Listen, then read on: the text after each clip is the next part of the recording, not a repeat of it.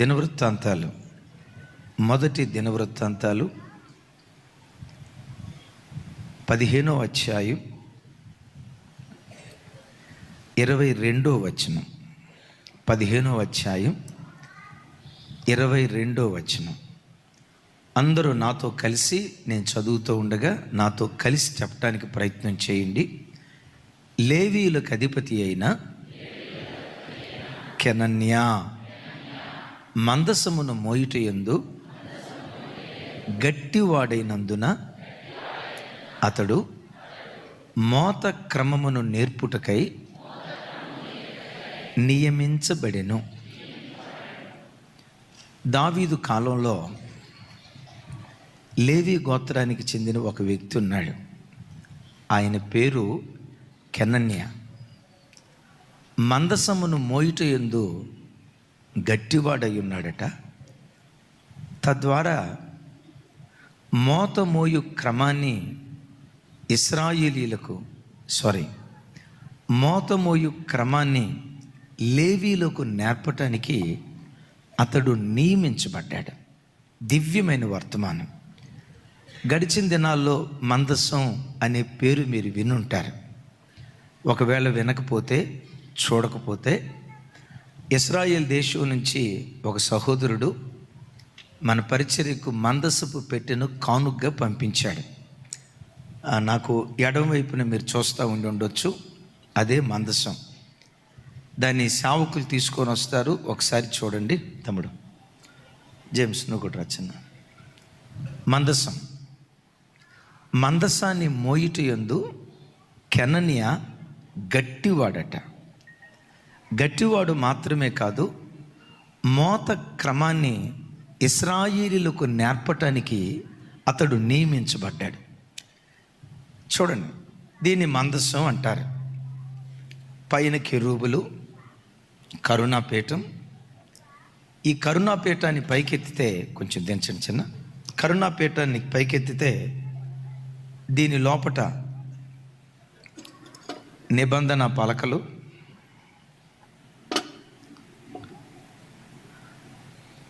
మన్నా కలిగిన బంగారు పాత్ర,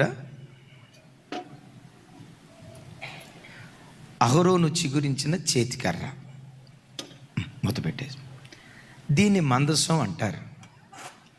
ఈ మందసాన్ని మోసే విషయంలో కెనన్యా ఎలాంటి వాడట? గట్టివాడై మోత క్రమాన్ని నేర్పటానికి అతడు నియమించబడ్డాడు. మోయించిన అలాగే ఉంచు. అంటే మోత మోయటానికి కూడా క్రమం అవసరమా? ఆ మోత మోసే క్రమాన్ని నేర్పటానికై అతడు నియమించబడ్డాడు. దైవజనమ, ఒకడు నేర్పాలి అంటే ముందు వాడికి ఏమొచ్చి ఉండాలి? ఆ విద్య వచ్చి ఉండాలి. అతడు మోత క్రమాన్ని నేర్పటానికి నియమించబడ్డాడంటే ఆ మోత మోసే క్రమాన్ని తాను నేర్చుకున్నాడు గనుక నేర్పేవాడిగా మిగిలిపోయాడు. క్రైస్తవుడు ఎప్పుడు, దైవజనుడు కానీ, విశ్వాసులు కానీ, సేవకులు కానీ జీవితంలో ఎప్పుడు మనం నేర్చుకునేవారిగా ఉండాలి. మరో మాటలో చెప్పాలంటే క్రైస్తవుడు ఎప్పుడు నిరంతర విద్యార్థిగా బ్రతకాలి. నాకంతా తెలుసండి, ఐఎమ్ పర్ఫెక్ట్, 100% పరిపక్వత కలిగిన నాలెడ్జ్ నాకు వచ్చింది అనే విర్రవీగే మనస్సు ఎవరిలోనైనా ఉంటే అతని భక్తి జీవితం ప్రమాదంలో పడినట్లే లెక్క. ప్రభువును చేరుకునే ఆ రోజు వరకు ఐఎమ్ జీరో. నాకు తెలిసింది కొంతే, తెలుసుకోవలసింది ఎంతో. మరలా నాకు తెలిసింది కొంతే, నాకు తెలియాల్సింది ఎంతో. నేను ప్రత్యక్ష గుడారాన్ని గురించి చెప్పేటప్పుడు, మందసపు కొలతను గురించి చెప్పేటప్పుడు 1.5 మూర పొడవు, 1.5 మూర వెడల్పు, 1.5 మూర ఎత్తు, అర పొడవులో అర, వెడల్పులో అర, ఎత్తులో అర దేని గుర్తు అంటే అసంపూర్ణానికి గుర్తు. దాని అర్థం ఏంటో తెలుసా?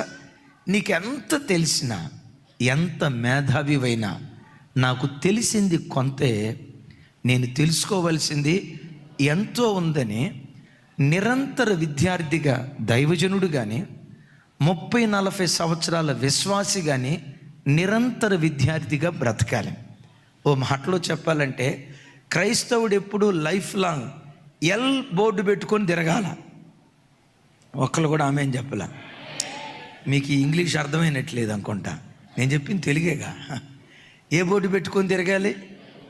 విచిత్రం తెలుసా, ఆర్టీఏ వాళ్ళ డీటెయిల్స్ తీస్తే నేటి వరకు ఎల్ బోర్డు పెట్టుకున్న ఏ కారు ఇప్పటి వరకు యాక్సిడెంట్ కాలేదంట. సహజంగా ఎల్ బోర్డు ఎవరు పెట్టుకుంటారు? డ్రైవింగ్ రానోళ్ళు పెట్టుకుంటారు. డ్రైవింగ్ రానోడు డ్రైవింగ్ చేస్తే ఏం కావాలి? యాక్సిడెంట్ కావాలి.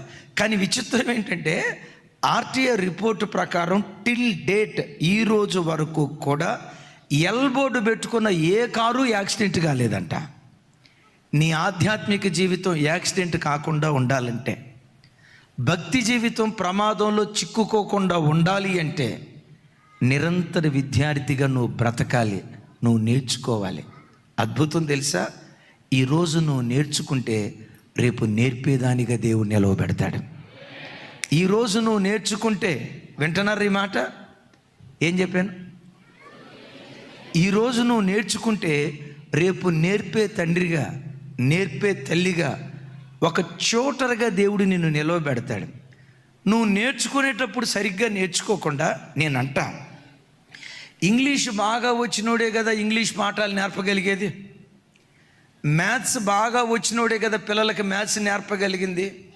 నీకు మ్యాథ్స్ సరిగ్గా రావు అంటారు కదా ఎండాకాలం చదువని. ఒకవేళ ఎండాకాలం చదువు చదివేవనుకో, 3 ఆరులు ఎంత డాడీ అంటే ఏమంటావో తెలుసా? 36 అంటావు. 6 మూళ్ళు ఎంత అన్నావు అనుకో, విన్నారా? నువ్వు ఈరోజు బాగా నేర్చుకుంటే రేపు నేర్పేవాడిగా దేవుడు మనల్ని నిలవబెడతాడు. సరిగ్గా నేర్చుకోకపోతే వచ్చి రాని మిడిమిడి జ్ఞానంతో మనం చెప్పే మాటలు ఎట్లుంటాయంటే, అడిగారట, ఒరే బాబు బెల్లం ఎట్లుంటుందో ఒకసారి చెప్పవా, నేను ఎప్పుడు బెల్లం చూడలేదు అన్నాడట. ఈ తెలిసి తెలియనోడు అన్నాడంట, అయ్యో బెల్లం ఎట్లుంటుందో తెలియదా? అదేరా బెల్లం అల్లంలాగా పుల్లగా ఉంటుంది అన్నాడంట. విన్నవాడు ఏమనుకున్నాడు తెలుసా? ఆహా అట్టగుంటుందా, వీడొక పిచ్చోడు. వచ్చి రాను అడిగితే ఏం చెప్పాడు చెప్పండి? అల్లం. అసలు అల్లానికి బెల్లానికి ఏమన్నా సంబంధం ఉందా? బెల్లం ఎట్టుంటుందంట మళ్ళా? కనీసం అల్లమైన పుల్లగా ఉంటుందా? తెలిసి తెలియనోడు చెప్తే ఇట్లా ఉంటుంది. అందుకని బిడ్డ, ముందు నువ్వు నేర్చుకో, రేపు నేర్పేదానిగా దేవుడు నిలవబెడతాడు. పరిచర్య ఎలా చేయాలో ముందు నేను నేర్చుకుంటే, వాక్యం ఎలా చెప్పాలో ముందు నేను నేర్చుకుంటే, ఒక మంచి సేవకుడిగా ఎలా బ్రతకాలో ముందు నేను నేర్చుకుంటే, నా తర్వాత సేవకుల పిల్లలకు నేను నేర్పేవాడిగా మారిపోతా. నేను నేర్చుకోకపోతే ఎన్నటికీ నేర్చుకునేవాడిగా ఉంటానే కానీ నేర్పేవాడిగా నేను మిగిలిపోను. సో ఈ కెనని అనే వ్యక్తి మందసాన్ని మోసే మోత క్రమాన్ని నేర్పటానికి నియమించబడ్డాడు. ఒకసారి నాతో కలిసి చెప్పండి, మోత క్రమాన్ని నేర్పటానికి నియమించబడ్డాడు. అంటే మోత మోసేది కూడా ఎట్లా మోయాలి? ఇది మందసం. ఎంతమంది మోస్తున్నారు? మందసానికి 4 వైపులు ఉంటాయి కదా. మందసాన్ని ఒక్కళ్ళు మోసేది కాదు, అలాగని చెప్పాలి, అలాగని ముగ్గురు మోసేది కాదు. ఎంతమంది మోయాలి? 4 మూలల. అది 4 8 మంది ఖచ్చితంగా మనం చెప్పలేం, కానీ 4 మూలల మోయాలి. ఇప్పుడు మోత క్రమాన్ని నేర్పాలి అంటే రాజు ఇటువైపు వెళ్తున్నాడు, ఇజ్రాయేలు అటువైపు వెళ్తున్నాడు. ఆయన అటువైపు వెళ్తున్నాడు, ఈయన ఇటువైపు వెళ్తున్నాడు. మధ్యలో ఉన్న మందసం ఏమైపోద్ది? ఒకసారి అట్లా నడి చూపించమంటారా? మందసం పడిపోద్ది. ఇప్పుడు మోత క్రమం ఒకసారి నడవండి చిన్న. టక్క టక్క, లెఫ్ట్ రైట్ ఉంటుంది కదా ఆర్మీలో. Left right, left right, left, left turn,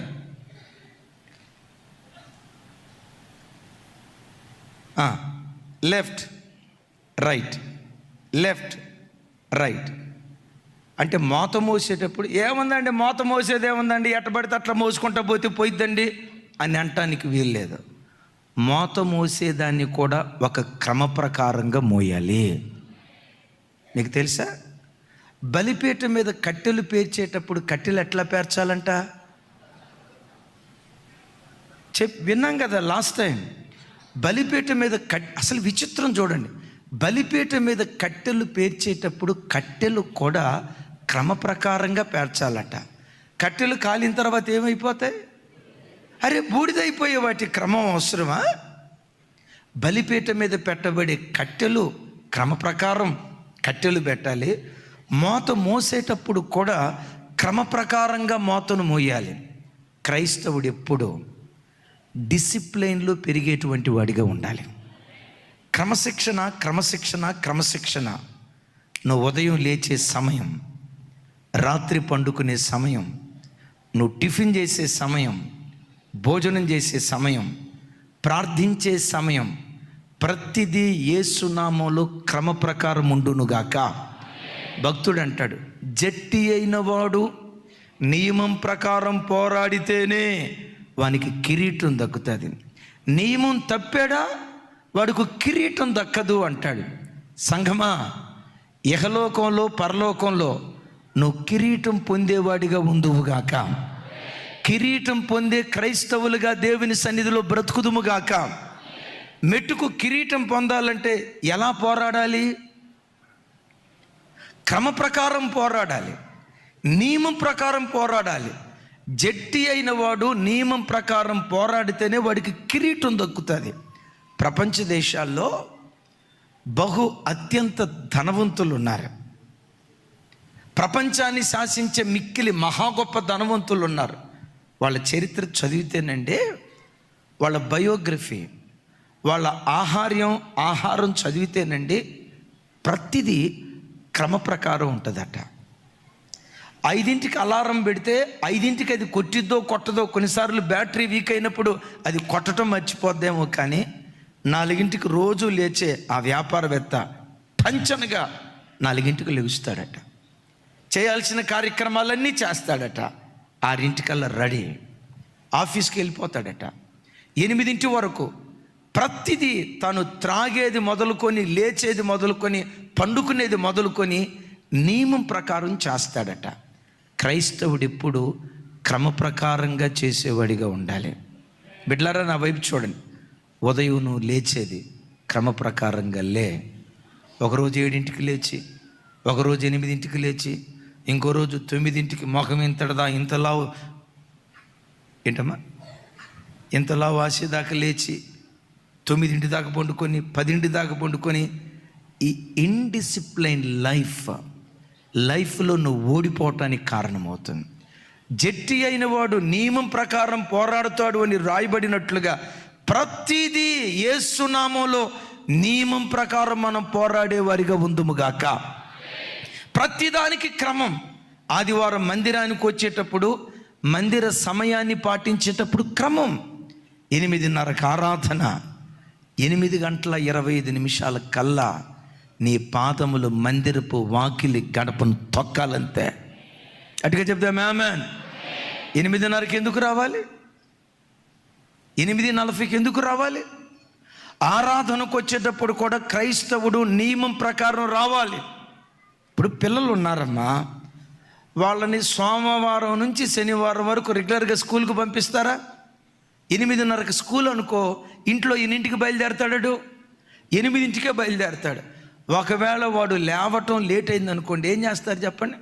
ముఖం మీద నీళ్ళు చల్లి నిద్రపోతాడా, తిండిపోతాడా, నీకు 24 గంటలు నిద్రేరా, చదువు మీద శ్రద్ధ లేదురా అని పెట్టమని కొడతారు.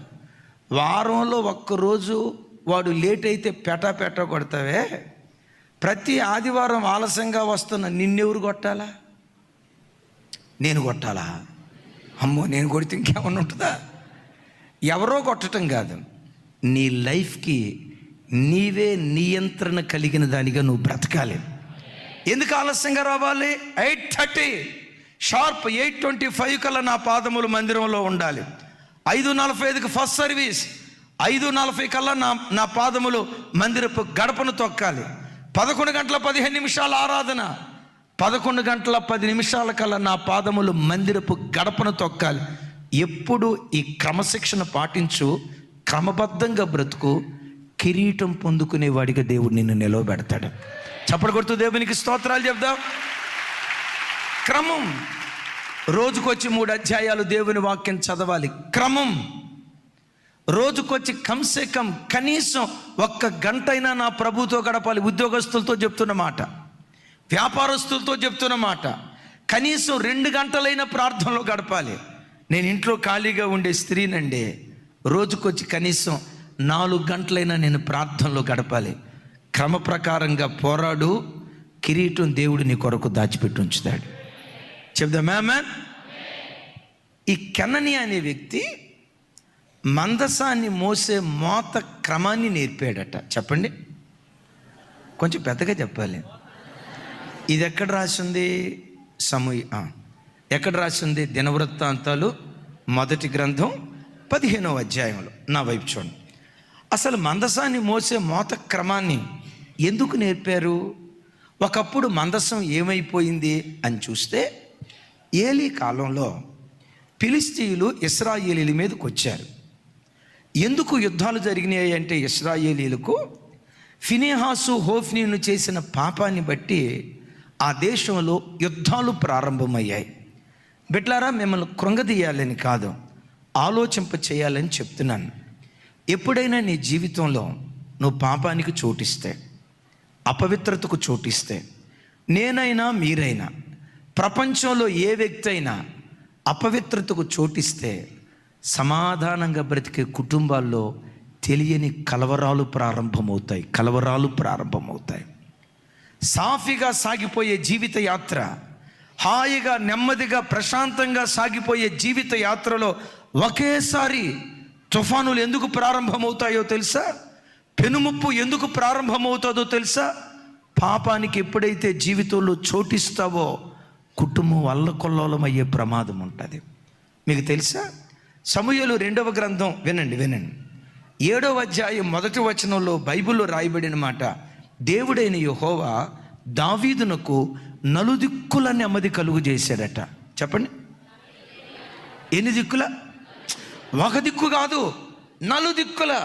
పిల్లల విషయంలో నెమ్మది, భార్య విషయంలో నెమ్మది, ఆర్థిక విషయంలో నెమ్మది, ఆరోగ్య విషయంలో నెమ్మది, తాను పరిపాలన చేస్తున్న సామ్రాజ్య విషయంలో నెమ్మది. దేవుడైన యెహోవా దావీదునకు 4 దిక్కుల నెమ్మది కలుగు చేశాడు. నా చేతులెత్తి మిమ్మల్ని దీవిస్తున్నాను. దావీదుకు 4 దిక్కుల నెమ్మది కలుగు చేసిన దేవుడు మీ బ్రతుకులో కూడా 4 దిక్కుల దేవుడు నెమ్మది కలుగు చేయునుగాక. పిల్లలను బట్టి మీలో ఎవరైనా కలవరంతో వస్తే, యేసు నామం పేరిట పిల్లలను దేవుడు మార్చి, పిల్లల విషయమై నీ గుండెల్లో దేవుడు సమాధానాన్ని పుట్టించునుగాక. మీలో ఎవరైనా భర్త విషయమై సమాధానాన్ని కోల్పోయి, ఇలాంటి భర్త నాకు దొరికేడేంటయ్యా, ఇలాంటి భార్య నాకు దొరికిందేంటయ్యా, నా ఆర్థిక స్థితిగతులు ఏంటి ఎలా అయిపోయాయ్యా, నా ఆరోగ్య స్థితిగతులు ఏంటయ్యా ఎలా అయిపోయాయని కొన్ని పరిస్థితులను బట్టి నెమ్మది లేని స్థితిలో ఈ ఆరాధనకు వస్తే, లైవ్లో వాక్యం వింటూ ఉంటే, ఓ దైవజనుడిగా చేతులెత్తి దీవిస్తున్నాను. దావీదుకు 4 దిక్కుల నెమ్మది ఇచ్చిన దేవుడే మీకు, మీ కుటుంబాలకు, మీ ఉద్యోగాల్లో 4 దిక్కుల దేవుడు నెమ్మది దయచేయునుగాక. 7వ అధ్యాయం 4 దిక్కుల నెమ్మది. సమూయేలు 2వ గ్రంథం 12వ అధ్యాయానికి వచ్చేసరికి దావీదుకు 4 దిక్కుల కలవరం. ఎందుకు కలవరం వచ్చిందో తెలుసా? దావీదు తన బ్రతుకులో ఓ భయంకరమైన తప్పిదానికి అవకాశం ఇచ్చాడు. భయానకరమైనటువంటి కలవరం. ఈరోజు ఈ వాక్యం వింటున్న నీ బ్రతుకులో దేవునికి ఆయాస్కరమైన ఏ తప్పుకైనా నువ్వు చోటిస్తున్నావేమో ఆలోచించు. దేవునికి అయిష్టమైన మార్గాల్లోకి వెళ్తూ దేవునికి దుఃఖాన్ని తెప్పించే పనులు చేస్తున్న వ్యక్తిగా ఒకవేళ నువ్వు బ్రతుకుతున్నావేమో ఆలోచించు. ఈ వాక్యం వింటుండగా యేసు నామంలో నీ మార్గాన్ని మార్చుకుందువుగాక. సరే, ఫిలిష్తీయులు యుద్ధానికి వచ్చారు. రమారమి 4,000 మంది ఇశ్రాయేలీలు ఫిలిష్తీయుల చేతిలో చనిపోయారు. ఎంతమంది? చూడండి ఆ మాట. సమూయేలు మొదటి గ్రంథం 4వ అధ్యాయం 2వ వచనం. 4వ అధ్యాయం 2వ వచనం, అలాగే 4వ అధ్యాయం 10వ వచనం. చిన్న అలాగే ఉంచు. 2వ వచనం. అందరూ నాతో కలిసి, ఫిలిష్తీయులు ఇశ్రాయేలీల మీద తమను యుద్ధ పంక్తులుగా తీర్చుకొనగా వారు యుద్ధములో కలుసుకునినప్పుడు ఇశ్రాయేలీయులు ఫిలిష్తీయుల ఎదుట ఓడిపోయి యుద్ధ భూమిలోనే ఎక్కువ తక్కువ 4,000 మంది హతులైరి. చెప్పండి, ఎంతమంది హతులయ్యారు? అయ్యో, మనం ఫిలిష్తీయుల చేతిలో ఓడిపోయాం. ఇప్పుడు మనం గెలవాలంటే, నా వైపు చూడండి, ఇప్పుడు మనం గెలవాలంటే నిబంధన మందసాన్ని యుద్ధ భూమిలోకి తీసుకొని వెళ్దాం అని సర్వలోకనాథుని నిబంధన మందసాన్ని అతి పరిశుద్ధ స్థలములో నుంచి తీసి ఎక్కడికి తీసుకెళ్లారో తెలుసా? యుద్ధ భూమిలోకి తీసుకెళ్లారు. చిన్న ఇటు తిరగండి, సరిగ్గా పైకి లేపండి. రైట్, అటు వెళ్ళండి. ఎక్కడికి తీసుకొచ్చారు? ఎక్కడున్న మందసం? మందసం ఎక్కడ ఉండాలి? లెక్కలేయటం ప్రారంభించారు. ఏమని? దేవుని నిబంధన మందసమే మన మధ్యలో ఉంది, సాక్షాత్తు దేవుడే మన మధ్యలో ఉన్నాడు, ఇక మనకు అపజయం లేదు, శత్రువు మీద అఖండమైన విజయాన్ని పొందబోతున్నాం అని గెలవకు మునిపే గెలిచినట్లుగా ఆర్భాటపు ధ్వని చేస్తే భూమి దద్దరిల్లిపోయిందట. యుద్ధంలోకి వెళ్ళారు. జరిగిందేంటో తెలుసా? ఫిలిష్తీయులు మరలా ఓడిపోయారు. ఈసారి జరిగిన వధ ఎంతో తెలుసా? 30,000 మంది ఇశ్రాయేలీలు ఫిలిష్తీయుల చేతులు చచ్చిపోయారండి. మందసం లేనప్పుడు చెప్పాలి. మందసం లేనప్పుడు, మందసం వాళ్ళ మధ్యలో ఉన్నప్పుడు ఎందుకు వాళ్ళు ఓడిపోయారో తెలుసా? నంబర్ 1, బ్రతుకును దిద్దుబాటు చేసుకోకుండా. నంబర్ 2, అతి పరిశుద్ధ స్థలములో ఉన్న మందసాన్ని యుద్ధ భూమిలోకి తీసుకొని వెళ్ళారు. అమ్మా, అయ్యా, నీ జీవితంలో ఎప్పుడు సమాధానంగా సాగిపోతున్న నీ ఇంటిని పోలీస్ స్టేషన్ చుట్టూతో తీసుకెళ్ళకం. సమాధానంగా సాగిపోతున్న సంఘాలను యుద్ధ భూమిలోకి తీసుకుని వెళ్ళొద్దాం. సంఘం ఎప్పటికీ ఎన్నటికీ చూడండి, అతి పరిశుద్ధ స్థలం ప్రత్యక్ష గుడారంలో 10 మూరల పొడవు, 10 మూరల ఎత్తు, 10 మూరల వెడల్పు. మరోసారి చెప్తున్నాను, 10 మూరల ఎత్తు, 10 మూరల పొడవు, 10 మూరల వెడల్పు. ఈ 10 × 10 × 10 దేన్ని చూపిస్తుందో తెలుసా? ప్రేమను చూపిస్తుంది. సంఘంలో ఎప్పుడు దేవుని ప్రేమ మాత్రమే పరిపాలన చెయ్యాలి. కుట్రలు, కుతంత్రాలు, ఒకరిని ఒకరు విమర్శించుకోవటం, ఒకరి మీద ఒకరు సనుక్కోవటం, ఒకరితో ఒకరు పోరాడటం, యేసు నామములో ఇది సద్దనికి పోవునుగాక. సమాధానంగా సాగిపోయే సంఘంలో యుద్ధాలు కలగటానికి నువ్వు కారణమైతే నీ ఇల్లు ఓడిపోద్ది, జాగ్రత్త. సమాధానంగా సాగిపోయే సంఘంలో సంఘం అసమాధానపు వాతావరణంలో చిక్కుకోవటానికి నేను కారణమైతే దైవజనుడిగా నేను ఓడిపోతాను. నీవు కారణమైతే నువ్వు ఓడిపోతావు. నేనంట, గెలవటానికే దేవుడు నేను పుట్టించాడు. నువ్వు గెలవాలి, నీ ఇంటి వారిని నువ్వు గెలిపించాలి. నువ్వు గెలవాలి, నీ పిల్లలను నువ్వు గెలిపించాలి. మరలా చెప్తున్నాను, సమాధానంగా సంతోషంగా సాగిపోయే నీ ఇంటిని పొర్రపాటున సాధ్యమైనంత వరకు పోలీస్ స్టేషన్ల చుట్టూతా, లాయర్ల చుట్టూతా, కోర్టుల చుట్టూతా తిప్పకో. ఎందుకో తెలుసా? పోలీస్ స్టేషన్ దగ్గర దొరకని న్యాయం, నీతి కలిగిన న్యాయాధిపతి నీ దేవుని దగ్గర నీకు న్యాయం దొరుకుతుంది. నేను ఎరిగిన తల్లి 65 సంవత్సరాలు. ఓసారి ఆ సంఘంలో వాక్యం చెప్పడానికి వెళ్ళాను. దేవుని మహా గొప్ప కృప, చాలా పెద్ద సంఘం, 10-15 సంఘాల దాకా బ్రాంచ్ సంఘాలు ఉన్నాయి. ఆ తల్లి సంఘంలో ఆ మీటింగ్స్లో వాక్యం చెప్పి, అమ్మా, దేవుడు నిన్ను ఎంతో గొప్పగా ఆశీర్వదించాడు కదా, ఒక ధన్యురాలిగా దేవుడు నేను చేశాడు, నీ 3 కొడుకులు కూడా సేవలో ఉన్నారు, 15 సంఘాలు, నువ్వు ధన్యురాలివమ్మా అన్నాను. ఆ తల్లి ఏమందో తెలుసా? కళ్ళెమ్మ నీళ్లు పెట్టుకొని, ఈ ధన్యత ఊరకనే రాలేదయ్యా, 15 సంవత్సరాల ఓర్పుకు దేవుడిచ్చిన ప్రతిఫలం అయ్యా అందే. ఏంటమ్మా 15 సంవత్సరాల ఓర్పు? ఆ తల్లి చెప్తుంది, నేను స్టాఫ్ నర్సుగా ఉద్యోగం చేసేదాన్ని.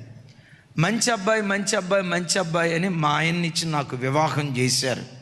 చాలా మంచోడు, మంచి ప్రార్థనాపరుడు అని వివాహం చేశారు. వివాహం చేసిన 3వ రోజు తెలిసింది, ఆ మాట నేను చెప్పకూడదు. వివాహం చేసిన 3వ రోజు తెలిసింది నా భర్త పరమ సన్నాసి అని, తనకు లేని దురలవాటు అంటూ ఏదీ లేదని. సిగరెట్లు తాగుతాడయ్యా, త్రాగితే త్రాగాడు, త్రాగే సిగరెట్లతో నా ఒంటి మీద వాత పెడతాడు, విపరీతంగా తాగుతాడు, గొడ్డును బాదినట్టు బాదుతాడు. తాను గ్లాసులో మందు పోసుకో, నువ్వు కూడా తాగో, నువ్వు కూడా తాగో. ఏమండి నేను తాగను అంటాడంట. బైబిల్ ఏం చెప్పింది? భర్త మాటకు లోబడమని బైబిల్ చెప్పలేదా? నా మాటకు లోబడు. దేనికి లోబడాలండి? తాగేదానికా? ఇదేనా మీ పాస్టర్ గారు నేర్పింది? జెరిమియా పాస్టర్ గారు, మీ పాస్టర్ గారు చెప్పేది ఇదేనా అనేవాడు. ఏం చేయాలో అర్థం కాల. మా అమ్మా నాన్నకు తెలిసింది. అమ్మా నాన్న ఏమన్నారు తెలుసా? అమ్మా, చెట్టుకాయలు చెట్టుకు బరువు కాదురా, వచ్చాయి, నువ్వు గవర్నమెంట్ ఎంప్లాయీవి, హాయిగా నువ్వు బ్రతకొచ్చు, తన మోచేతి నీళ్లు నువ్వు త్రాగి బ్రతకాల్సిన అవసరం లేదు, నువ్వు గవర్నమెంట్ ఎంప్లాయీ, వచ్చేసాయి, బ్రతుకు కాలం అంతా నేను కడుపులో పెట్టుకొని చూసుకుంటాం అన్నారు. నేను అన్నా, మమ్మీ, చావైనా బ్రతుకైనా నా భర్తతోనే. ఒకప్పుడు నాన్న కూడా అట్లా ఉండేవాడు అని చెప్పేదానివి కదా. నీ ప్రార్థన ద్వారా నాన్నను మార్చిన దేవుడే నా ప్రార్థన ద్వారా నా భర్తను కూడా దేవుడు మారుస్తాడు. సరే, తల్లిదండ్రులను వదిలిపెట్టేసింది, ఆ తల్లిదండ్రుల మాట తిరస్కరించింది. తాను పనిచేసే ఆ హాస్పిటల్లో కొంతమంది అన్నారంట, పిచ్చిదానా, ఓర్పుతో నడవదో, ఎలాంటి వాళ్ళని మహిళా మండలి వాళ్ళకి అప్పగిస్తే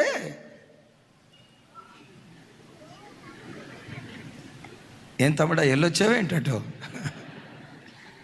మహిళా మండలి వాళ్ళకి అప్పగిస్తే మొక్కలు రగదేస్తారు, అలాంటి వాళ్ళు చేతికి అప్పగించాల, వాళ్ళు సెటిరైడ్ చేస్తారు, అక్కడ న్యాయం దొరికింది. ఈ బిడ్డ అందట, మహిళా మండలి దగ్గర దొరకని న్యాయం నీతి కలిగిన న్యాయాధిపతి నా దేవుని దగ్గర దొరుకుతుందండి. అయితే బిడ్డలారా, చప్పట్లు కొట్టినంత తేలిగ్గా ప్రతిఫలం రాదు. ఈరోజు ఓర్చుకుంటే రేపు జవాబు రాదు, ఈ సంవత్సరం ఓర్చుకుంటే వచ్చే సంవత్సరం జవాబు రాదు. కానీ ఖచ్చితంగా ఒక మాట చెప్తాను, ఓర్పు అనే విత్తనం చేదుగా ఉంటుంది, కానీ అది ఇచ్చే ఫలాలు మాత్రం మాధుర్యంగా ఉంటాయి. ఆమెన్. ఏం చెప్పాను? నేను ఇంగ్లీష్లో చెప్పినట్టున్నా, అందుకనే మీకు అర్థం కాల. ఓర్పు అనే విత్తనం చాలా చేదుగా ఉంటుంది. అమ్మ ఓర్చుకోరా తల్లి, ఓర్చుకోమ్మా, ఓర్చుకోయ్యా అన్నారు అనుకోండి, ఏమంటారు తెలుసా? ఎంతకాలం అని ఓర్చుకుంటామంటే, ఇక్కడ ఓర్చుకునేవాడికి తెలుస్తుంది విషయం. నిజమే, ఓర్పు అనే విత్తనం చేదుగా ఉంటుంది. బిడ్డ, ఏ శ్రమతో ఈరోజు వచ్చినా కొంచెం కాలం ఓర్చుకో, మధురమైన ఫలాలు దేవుడు నీ కొరకు దాచిపెట్టాడు. మధురమైన ఫలాలు దేవుడు దాచిపెట్టాడు.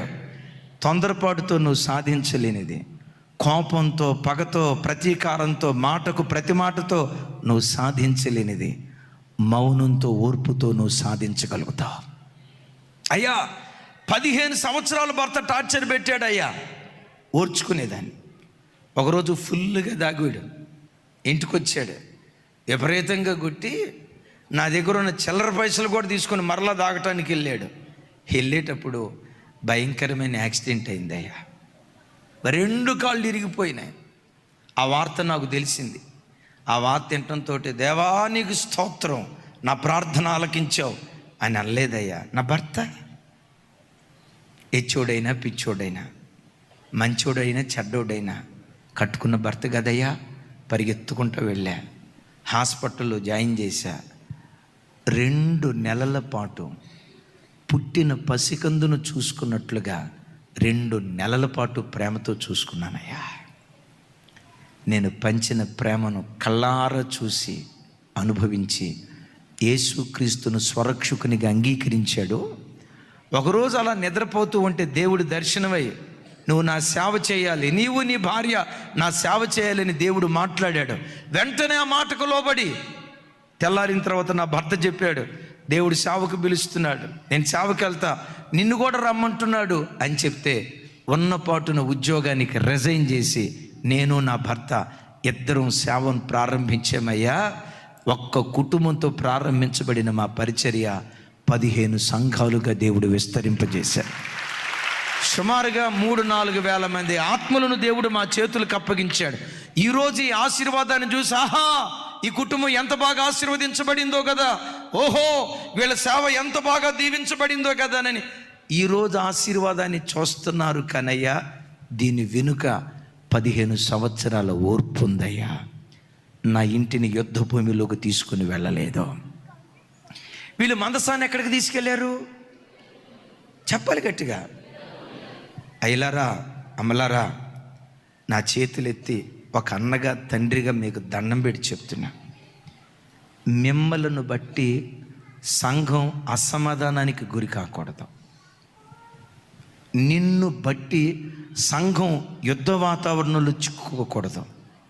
నువ్వు చనిపోయే ఆఖరి క్షణం వరకు సంఘానికి సమాధానాన్ని పంచుదువుగాక. గట్టిగా చెప్తాం ఆమేన్. సరే, 30,000 మంది ఓడిపోయారు. ఇక ఓడిపోయిన కారణాన్ని బట్టి ఫిలిష్తీయులు మందసం పెట్టిని తీసుకెళ్లారు. రహస్య స్థలాల్లో వాళ్ళకి గడ్డలు వచ్చాయి. అమ్మో, ఈ మందస పెట్టి ఇక్కడ ఉంటే మనకు కుదరదని చెప్పి మరలా ఇశ్రాయేల్ దేశానికి పంపించారు. 20 సంవత్సరాల పాటు యెహోనాదాబు ఇంట మందసం ఉంది.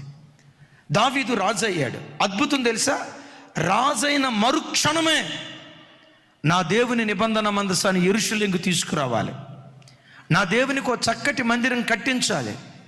ఎక్కడుంది మందసం కనుక్కున్నాడు. యెహోనాదాబు ఇంట ఉంది అని తెలుసుకున్నాడు. దావీదు ఏం చేశాడో తెలుసా, 30,000 మంది శూరులను తీసుకొని, ఎంతమందిని, ఈ మాట అందరూ పెద్దగా చెప్పాలి, ఎంతమందిని, 30,000 మంది శూరులను తీసుకొని మందసాన్ని తీసుకొని వద్దామని వెళ్ళాడు. క్రొత్త ఎద్దుల బండి ఒకటి తయారు చేయించి ఆ క్రొత్త ఎద్దుల బండి మీద మందస పెట్టిని మోసాడు.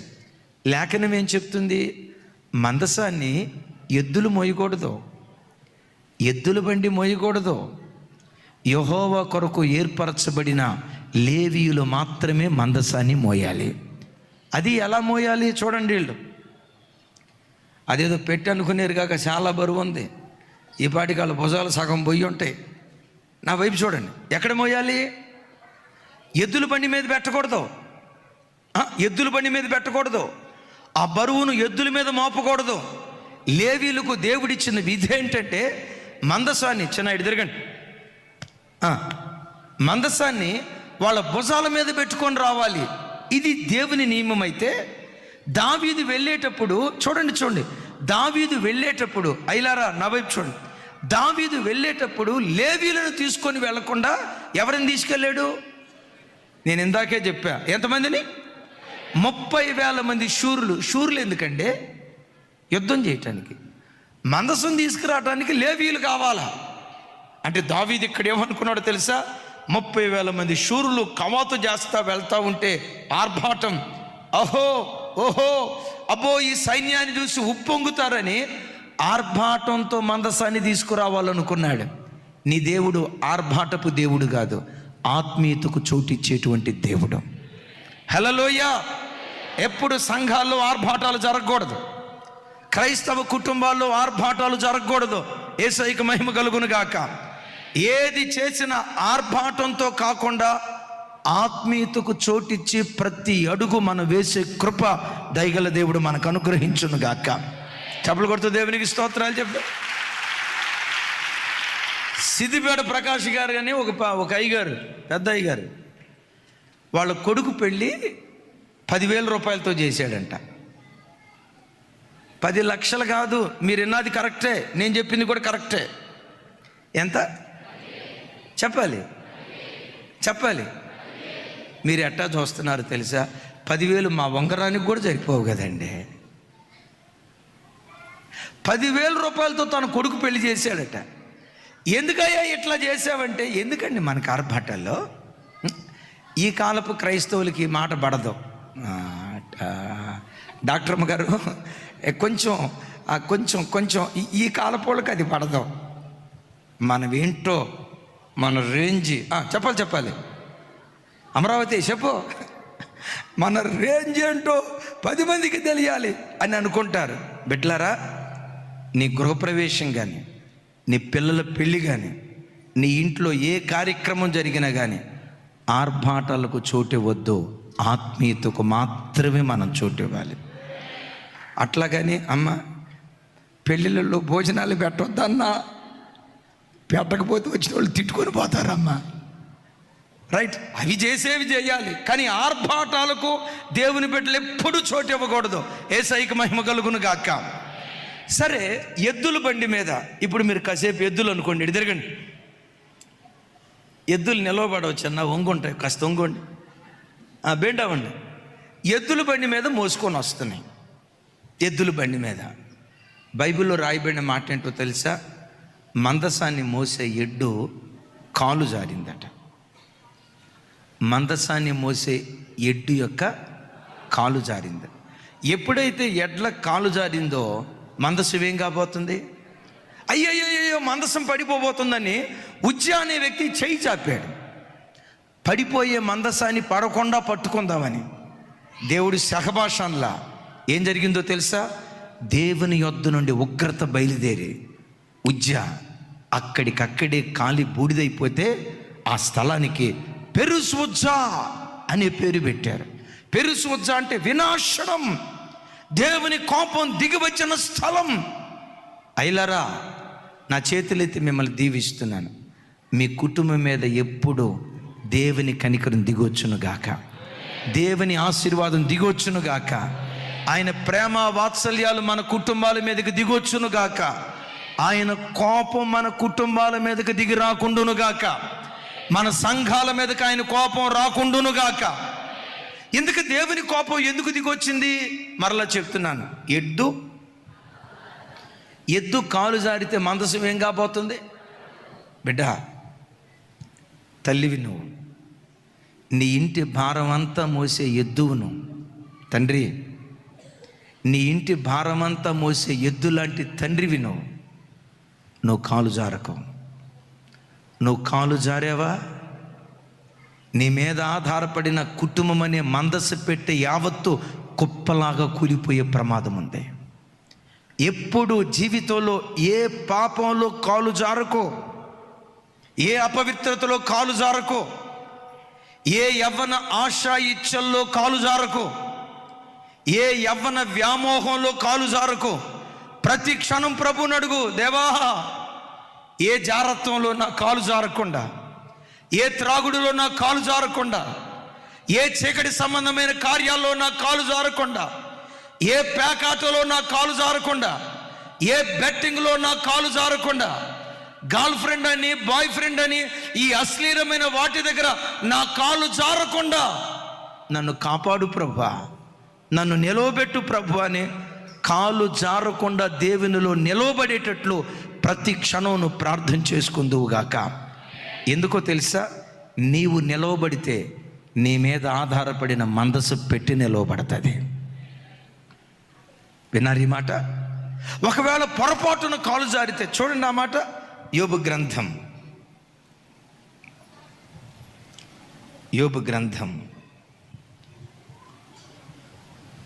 12వ అధ్యాయం 5వ వచనం. 12వ అధ్యాయం 5వ వచనం. నాతో కలిసి, దుర్దశ నొందిన వానిని తిరస్కరించుట క్షేమము గలవారు యుక్తమనుకొందురు, కాలు జారు వారి కొరకు తిరస్కారము కనిపెట్టుచున్నది. ఒకసారి చూడండి బిడ్డలారా, నువ్వు మంచి స్థితిలో ఉన్నావు, క్షేమకరమైన స్థితిలో ఉన్నావు. నీవు కానీ నీ పిల్లలు కానీ మంచి ఆశీర్వాదకరమైన స్థితిలో ఉన్నారు. నీ తోబుట్టువో, నీ తోటి ఉద్యోగస్తుడో, నువ్వు బ్రతికే చోట నీ బంధువో దుర్దశలో ఉంటే, దుర్దశలో ఉన్న వ్యక్తిని చూసి తిరస్కారంగా మాట్లాడొద్దు. పొర్రపాటున తిరస్కారంగా మాట్లాడొద్దు. ఏ పాపం చేయటాన్ని బట్టి ఆడు బ్రతుకట్టు అయిపోయిందో, ఆవిడ ఏ పాపం చేయటాన్ని బట్టి వాళ్ళ భర్త అట్లయిపోయాడో, ఈవిడ ఏ పాపం చేయటాన్ని బట్టి వాళ్ళ భార్య ఎట్లయిపోయిందో, ఇలాంటి తిరస్కారపు మాట క్రైస్తవుల నోట రాకూడదు. ఎవరైనా దుర్దశలో ఉన్న వాళ్ళు నీకు కనపడితే చేతనైతే చెయ్యి చాపి చేయూతనిచ్చి ఆ వ్యక్తిని నిలవబెట్టడానికి నువ్వు ప్రయత్నం చేయి. దుర్దశలో ఉన్న వ్యక్తి పట్ల నీవు దయ చూపిస్తే నీ పట్ల దేవుడు దయ చూపించడం ప్రారంభిస్తాడు. ఈ దేవుడు ఎవరో తెలుసా? దయగలవారిపై, వినపడలా, దయగలవారిపై దయ చూపించే దేవుడు. ఎవరైనా దుర్దశలో బ్రతుకుతూ ఉంటే, తినటానికి తిండి లేని స్థితిలో, కట్టుకోవటానికి బట్ట లేని స్థితిలో, ఇవన్నీ ఉన్న సమాధానం కోల్పోయి చావాలో బ్రతుకాలో చావు బ్రతుకుల మీద కొట్టుమిట్టాడుతూ దయనీయ స్థితిలో ఎవరైనా బ్రతుకుతూ ఉంటే వాళ్ళని చూసి చేయి చాపి నీ కొరకు ప్రార్థన చేస్తానమ్మా. ఒకప్పుడు మేము అదే స్థితిలో ఉండేవాళ్ళం, మమ్మల్ని నిలవబెట్టిన దేవుడే నిన్ను తప్పకుండా నిలవబెడతాడమ్మా.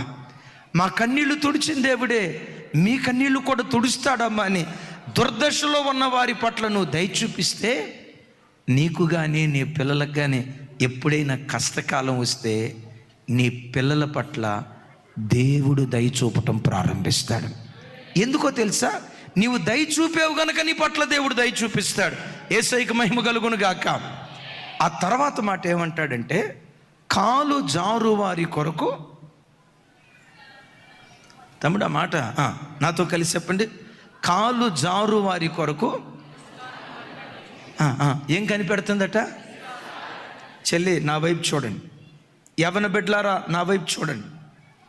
ఎప్పుడైనా నీ కాలు జారినట్లుగా జ్ఞాపకం వస్తుందేమో, ఎక్కడో కాలు జారే ప్రమాదం నీ ఆత్మీయ జీవితంలో చోటు చేసుకుంటుందేమో. వాక్యం ఏముంటుందో తెలుసా? కాలు జారు వారి కొరకు తిరస్కారం కనిపెడుతుందట.